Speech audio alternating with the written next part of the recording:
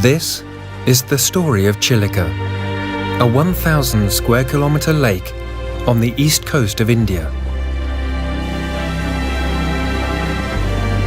Because of its connection with the Bay of Bengal, Chilika is also a lagoon. And like all coastal lagoons, its waters are rich with life.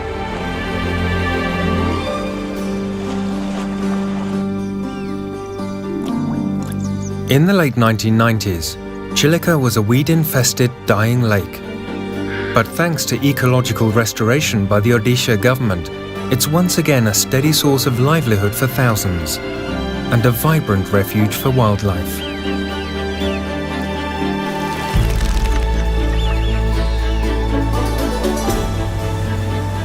For threatened wetlands everywhere, Chilika's resurrection is a story of hope.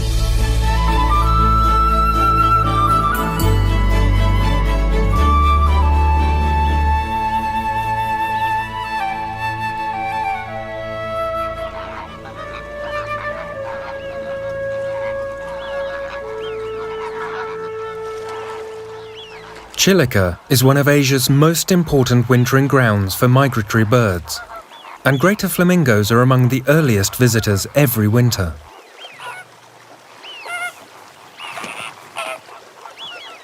They are believed to come here mainly from the Kutch region of Western India, where they breed. For them, the journey to Chilika is perhaps not such a difficult one. Other migrants are known to travel thousands of kilometers to get here. Many come from as far away as Europe and Central Asia.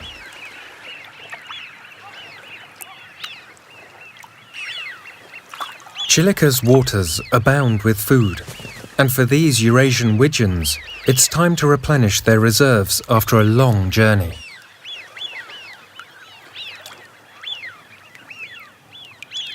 Not all of Chilika's birds are migrants. Some are permanent residents, like the little cormorants.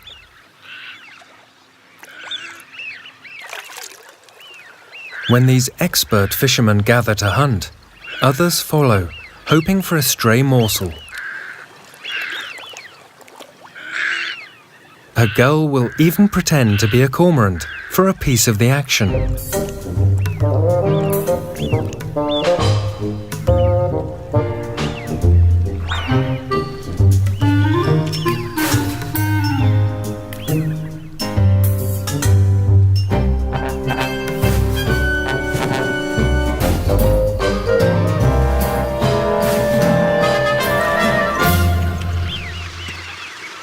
Many species of birds can feed simultaneously in the lake, thanks to different diets.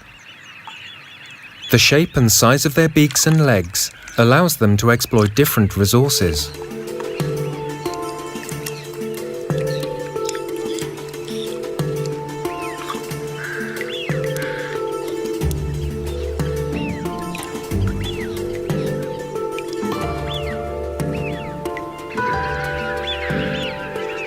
The secret of Chilika's biodiversity lies in its mix of salt water from the sea and fresh water from rivers and streams. This freshwater to saltwater gradient creates ideal conditions for life. Every high tide brings rich nutrients from the sea into the lake.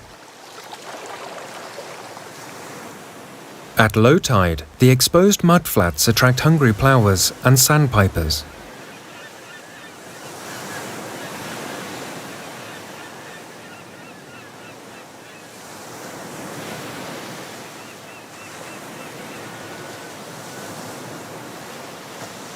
For crabs, the mudflats are not just home, but also an important source of food. Hidden in the substrate are microscopic organisms, which the crabs extract with astonishing efficiency.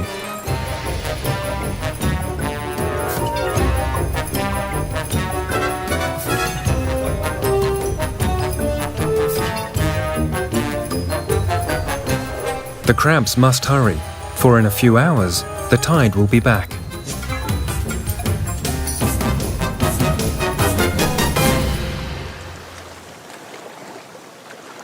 Seawater is Chilika's lifeblood.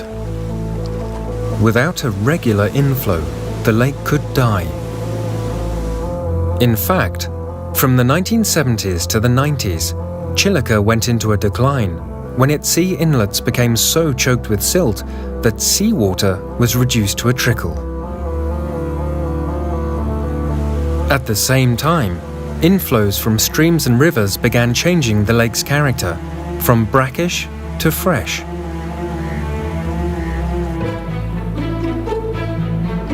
Invasive freshwater weeds spread rapidly, soon covering a third of the lake. With the water spread shrinking every year, fishing activity and fish catch plummeted. Chilika became known as a dying lake. Scientists studying ways to restore the lake's health decided that urgent action was needed. So in September 2000, after rigorous modelling studies, a new mouth was dredged open between the lake and the Bay of Bengal. With seawater flowing in and out again, there was a positive transformation. As the lake's salinity levels increased, freshwater weeds retreated, and open water was restored.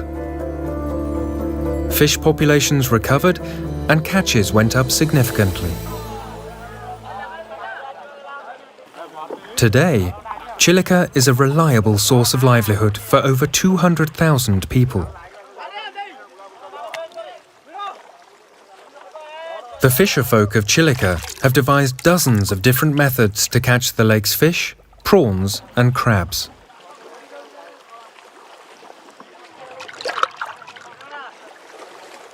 Apart from the active fishing that people do, passive fish traps are at work 24 hours a day. The intensive fishing by humans makes life difficult for one of Chilika's top predators, the white-bellied sea eagle.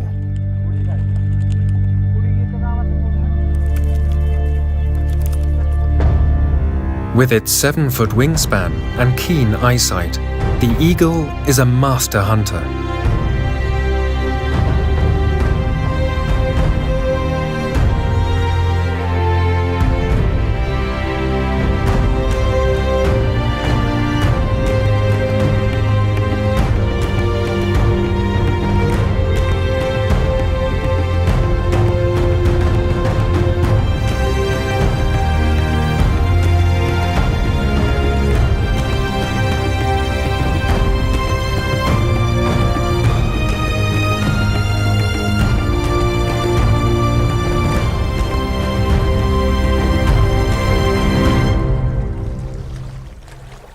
It's a case of so near, yet so far. The eagle cannot risk getting tangled in the net. It must look elsewhere for a meal.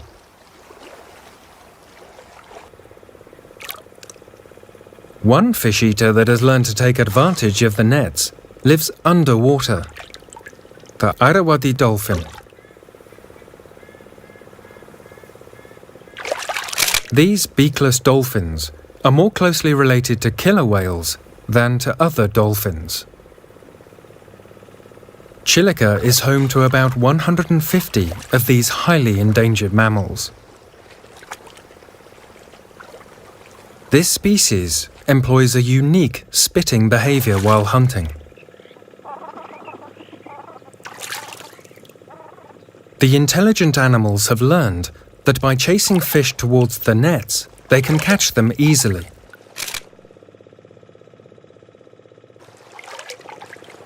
Fish that escape often end up in the traps, benefiting its owner.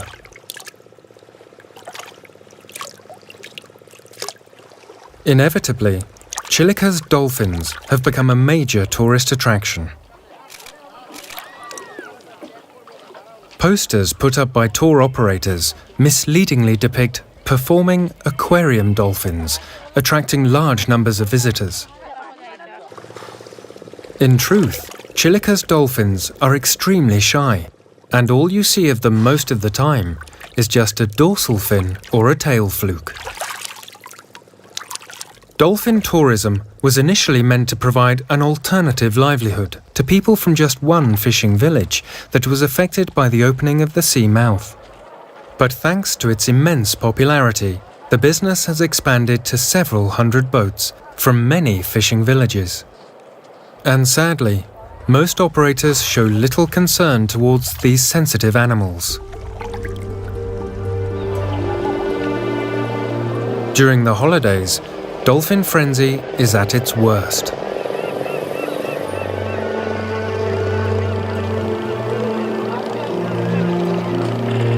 While the noise from the diesel engines is horrendous, the sharp propellers pose a serious danger.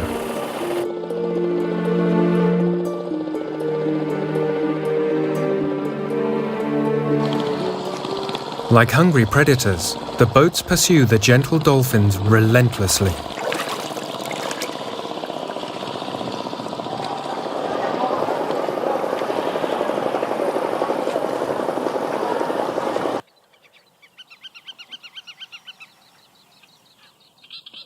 A different model of tourism, in the marshes of northern Chilika, offers a true example of ecotourism. Here, reformed bird hunters guide small groups of tourists quietly through a watery wonderland.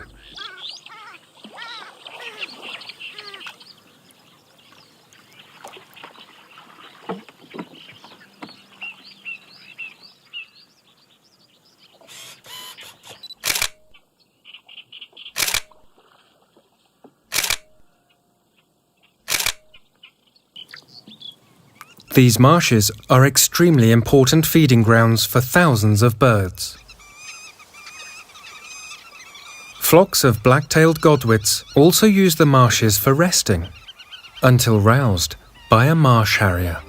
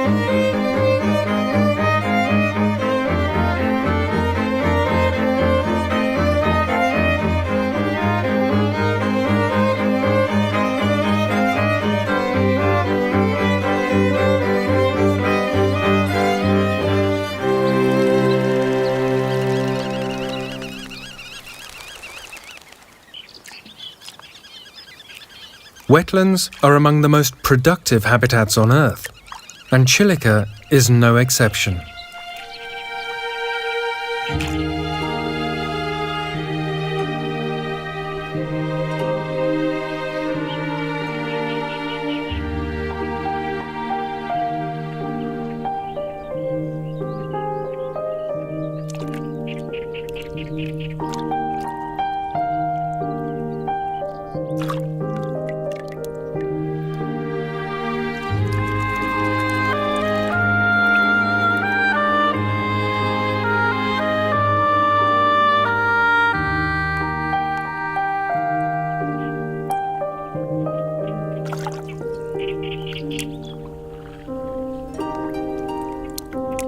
Among the many attractive birds in the marshes, the most eye-catching are the purple swamp hens.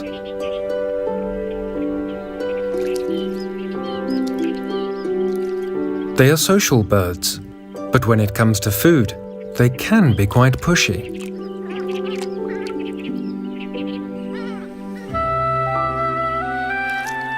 The birds compete for the choice tidbits, but there's plenty to go around.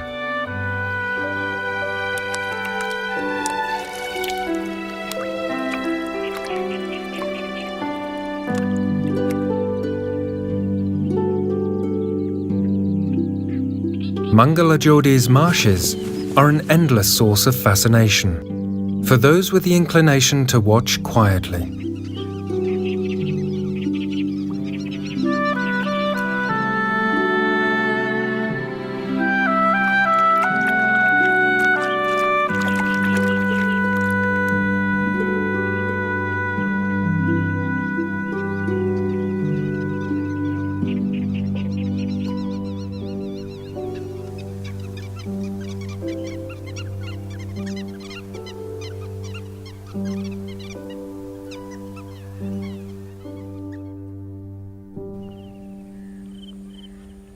Chilika's rich birdlife, scenic beauty, and vast expanse may present an image of an idyllic paradise. But the lake's problems cannot be ignored. The opening of a new sea mouth may have given dying Chilika a new lease of life. But much more needs to be done to safeguard its future. One of the most worrying problems is the unsustainable level of fishing.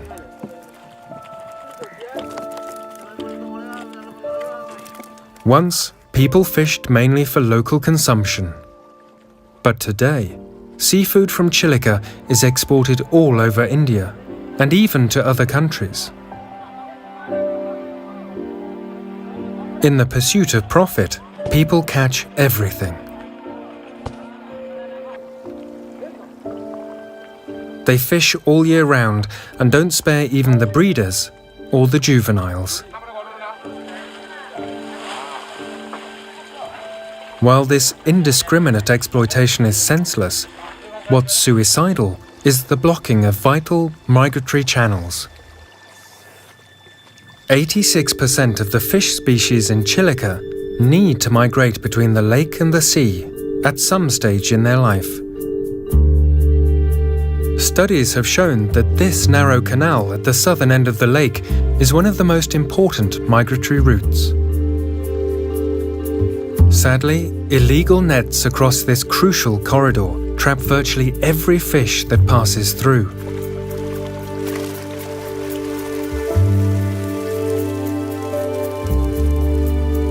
If the fish using the canal were allowed to migrate to the sea and return freely, fish stocks in Chilika could go up many times, benefiting everyone. Illegal prawn cultivation is another major problem, with vast areas of Chilika cordoned off for the profits of a few.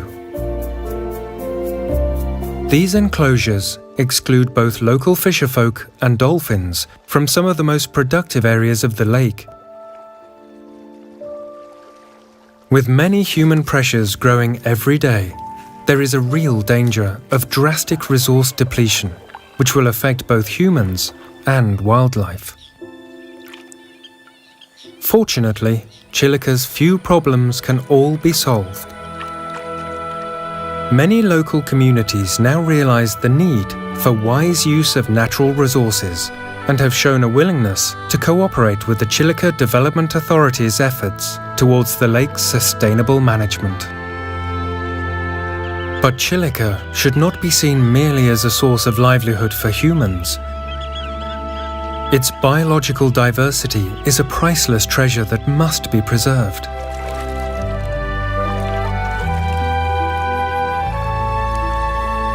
Managed with care, this vibrant lake can provide a secure future, both for its people and its wildlife.